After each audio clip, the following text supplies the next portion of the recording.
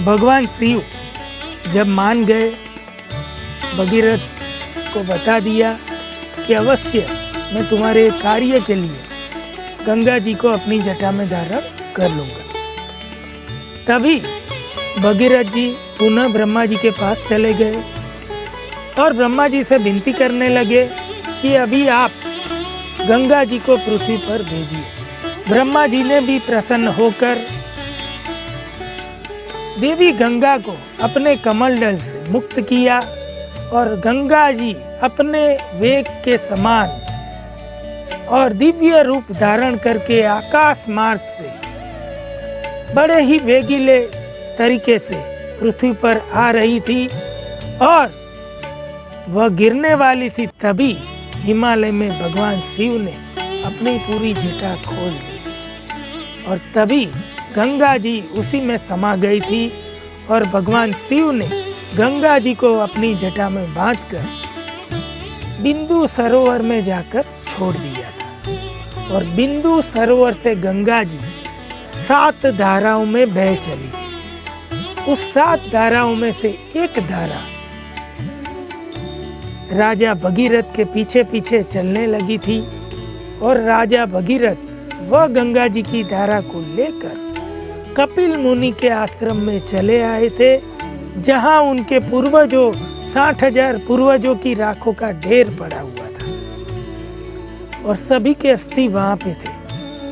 और वहां गंगा जी जब उस राखों के ढेर पे अस्थि पे आई, तभी उनके सभी पूर्वज का उद्धार हो गया और वो सभी पूर्वजों ने, पूरे 60,000 पूर्वजों ने स्वर्ग को प्राप्त कर लिया था। इसी प्रकार राजा भगीरथ के इस भगीरथ प्रयास से और उनकी पीढ़ी के हजारों वर्ष के दिव्य तप से गंगा जी इस पृथ्वी पर आई थी और इनका ये अवतरण हुआ था और आज भी संसार के सभी मनुष्य के वो पाप धोती है। इस प्रकार विश्वामित्र जी ने भगवान श्री राम और सभी मुनियों को गंगा जी के इस दिव्य रूप का वर्णन किया था और कैसे प्रकट हुई वह भी बताया था। और इतने में ही दूर से सबको मिथिला नगरी दिख रही थी। बिल्कुल चेतन जी, आपने जैसे बताया कि गंगा देवी गंगा, नदी गंगा जिसको हम पवित्र मानते हैं, उनका भगवान शिव जी ने जटा में लिया, फिर इस पवित्र गंगा का धरती पर अवतरण हुआ। अब मिथिला नगरी तो आ गई। यही कहानी सुनाते सुनाते मिथिला नगरी पहुंचे विश्वामित्र जी, भगवान श्री राम, लक्ष्मण।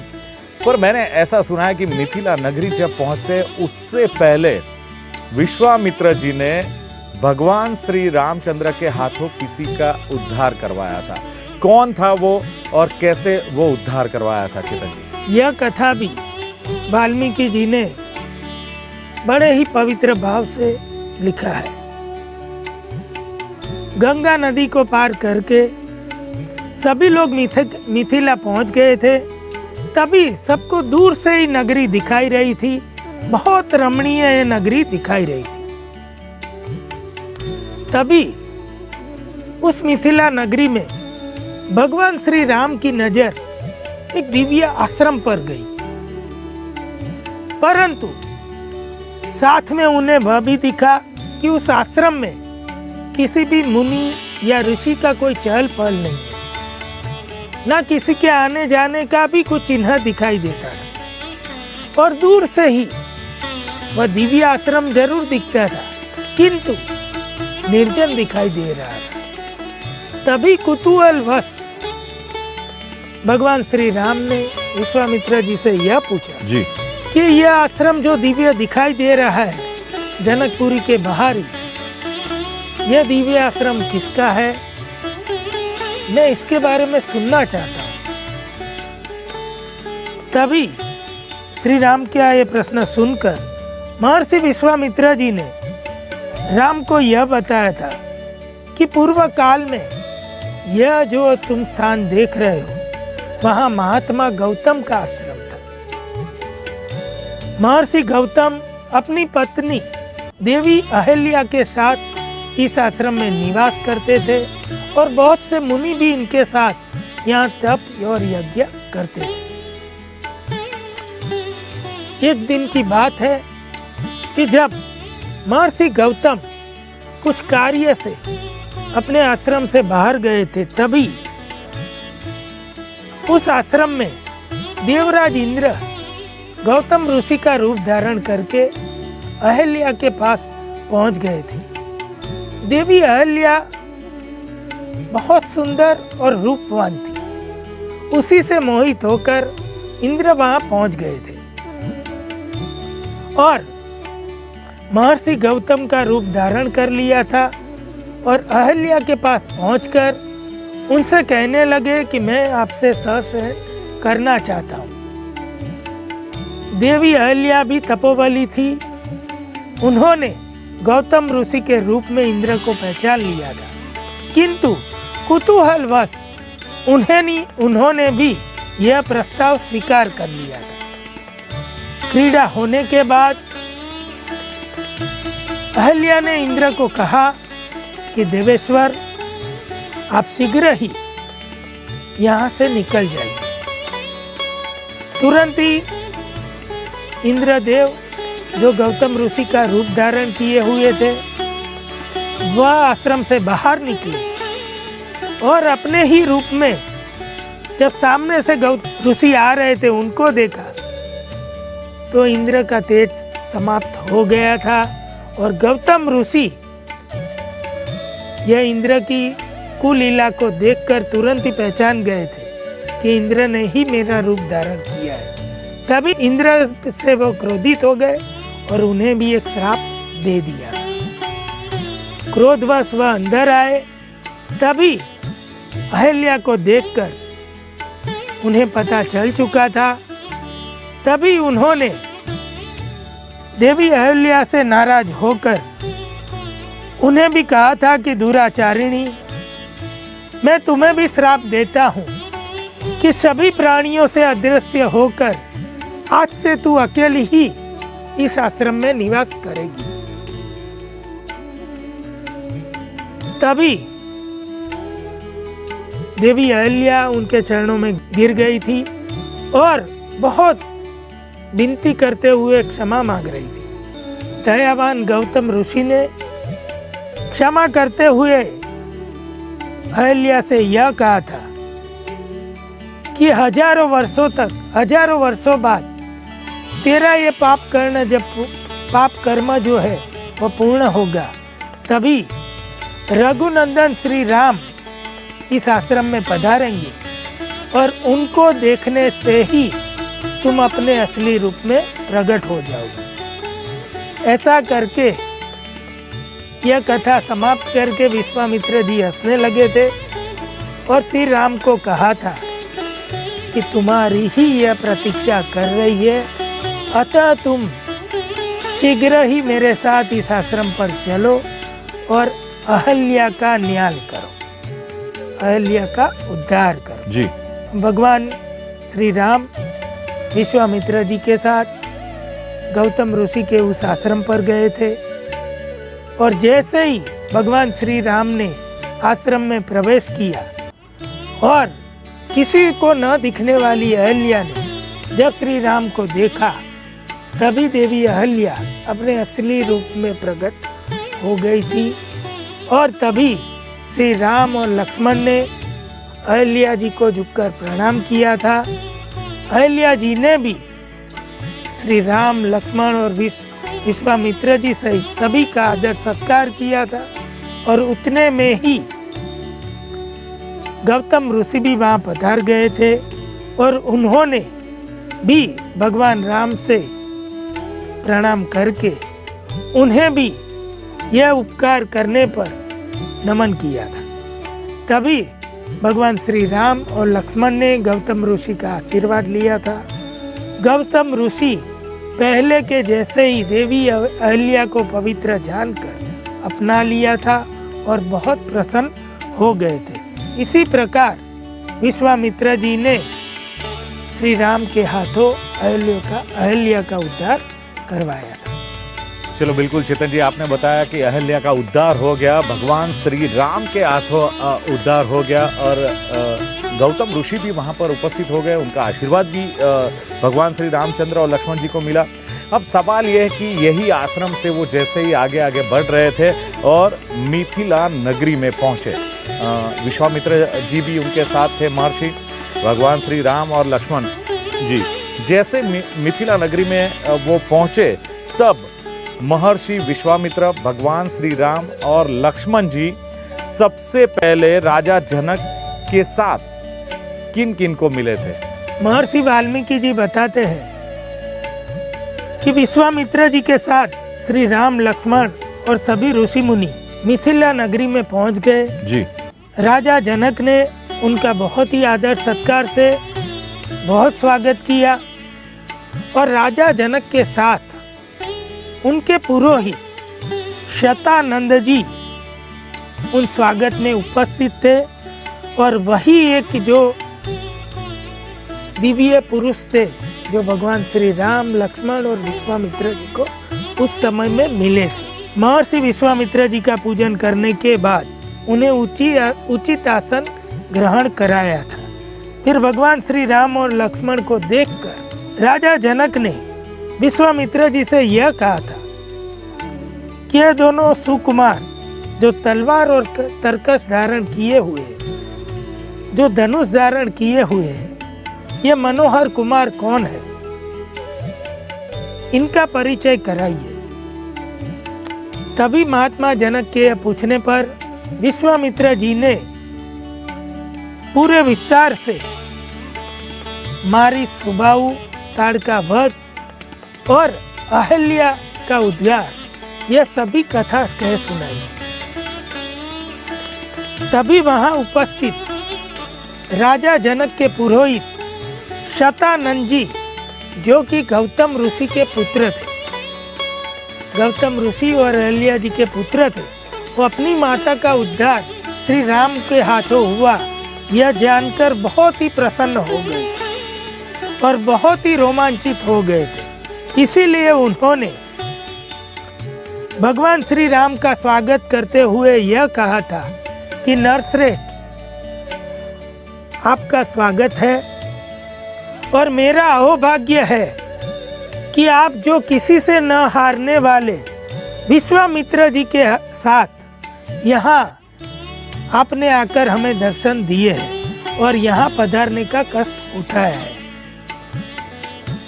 ऐसा शतानंद जी ने भगवान श्री राम से कहा था। चेतन जी, आपने बताया कि गौतम ऋषि और अहल्या जी के सुपुत्र शतानंद जी ने अब विश्वामित्र जी को ऐसा बोला है कि किसी से पराजित न होने वाले। ऐसा क्यों कहा विश्वामित्र जी को कि किसी से पराजित नहीं होने वाले? तो फिर उनका सही परिचय क्या था? क्या लिखा है इनके बारे में वाल्मीकि जी ने अपनी रामायण में, ये बताइए। वाल्मीकि जी ने आगे इस रामायण में यह लिखा है कि राजा जनक के पुरोहित शतानंद जी विश्वामित्र जी के इस कार्य से बहुत प्रसन्न हो गए थे कि उन्होंने अपनी माता का श्री राम के हाथों उद्धार करवाया। तभी श्री राम को भी असली परिचय विश्वामित्र जी का अभी नहीं था, वह शतानंद जी को बताना था, क्योंकि शतानंद जी भी बहुत विद्वान दिव्य पुरुष थे। शतानंद जी ने श्री राम को यह कहा कि महर्षि विश्वामित्र जी के बल और स्वरूप का मैं आपके समक्ष वर्णन करना चाहता हूँ, आप इसे ध्यान से सुनिए। प्राचीन काल में उन विख्यात गाधी के ये पुत्र है राजा विश्वामित्र। महामुनि विश्वामित्र महर्षि होने के पहले राजा थे। राजा विश्वामित्र जी ने कई हजार वर्षों तक अपने राज्य पर शासन किया था, परंतु एक बार विश्वामित्र जी अपने मंत्री और सैनिकों के साथ विचरण करते हुए महर्षि वशिष्ठ जी के आश्रम में पहुंच गए थे। महर्षि वशिष्ठ जी ने उन सभी का सत्कार किया था और अपने आश्रम में उनके साथ जो होमधेनु गाय नंदिनी थी उसको आदेश किया था कि इन सभी मेहमानों को जो पकवान चाहिए, जो चीज चाहिए, वो सभी लाकर दे और उनका स्वागत करे। वशिष्ठ मुनि के तपोबल से रुष्ट पुष्ट उनकी होमधेनु गाय नंदिनी ने जिसकी जैसी इच्छा थी उनको वैसा दिव्य भोजन और अन्य जो भी सामग्री जिसे चाहिए थी वह सभी जुटा दी थी और सभी को खुश कर दिया था। उस होमधेनु नंदिनी का यह प्रताप देखकर राजा विश्वामित्र जी भी चकित हो गए थे और तभी उन्होंने लाखों गायों के बदले में वशिष्ठ जी से कहकर उस होमधेनु नंदिनी को मांग लिया था। वशिष्ठ जी ने किसी भी कीमत पर उस होमधेनु नंदिनी को देने से इनकार कर दिया था, क्योंकि उन्हीं का पूरा जीवन निर्वाह उसी होमधेनु नंदिनी गाय से ही होता था। तब राजा विश्वामित्र जी बहुत प्रतापी राजा थे और उनको अपने बल और शूरवीरता पर बहुत गर्व था। तभी उन्होंने क्रोध में आकर अपने सैनिकों को ऐसा आदेश दे दिया, बलपूर्वक होमधेनु नंदिनी को ले जाया जाए। तभी बलपूर्वक वह नंदिनी को खींचने लगे थे, परंतु वह होमधेनु नंदिनी महर्षि वशिष्ठ जी के ब्रह्म बल से पुष्ट थी। तभी वशिष्ठ जी ने उसे आदेश दिया। तब उस होमधेनु नंदिनी ने अपने बल से हजारों सैनिकों को उत्पन्न कर दिया था और तभी वह हजारों सैनिक राजा विश्वामित्र जी की सेना का वध करने लगे और तभी क्रोध में आकर विश्वामित्र जी के 100 पुत्रों ने वशिष्ठ जी पर हमला कर दिया था। तभी क्रोध में वशिष्ठ जी की एक ही हुंकार से विश्वामित्र जी के सभी पुत्र जलकर भस्म हो गए थे। अपने पुत्रों को भस्म देखकर और पूरी सेना को हारती और भागती देखकर विश्वामित्र जी का भी मन डगमगा गया था और वह बहुत दुखी हो गए थे। और तभी उनका एक पुत्र बच गया था। उन्हें अपना राजपाट देकर विश्वामित्र जी हिमालय में तप करने चले गए थे। विश्वामित्र जी ने अपनी तपस्या हिमालय पर शुरू कर दी। घोर तपस्या करके विश्वामित्र जी ने भगवान शंकर को प्रसन्न कर लिया था और उनकी कृपा से देवताओं, दानवों, गंधर्वों, यक्षों और राक्षसों सभी के पास जितने अस्त्र और शस्त्र थे वह सभी भगवान शिव से उन्होंने प्राप्त कर लिए थे। यह सभी अस्त्र और शस्त्र आ जाने के बाद पुनः विश्वामित्र जी वशिष्ठ जी के आश्रम में पहुंच गए थे और अपने बल का परिचय देते हुए पूरे आश्रम को ध्वंस करने लग गए थे। तभी आश्रम में रहते हुए सभी प्राणी भाग खड़े हुए थे। सभी ऋषि मुनि भी वहां से भाग गए थे।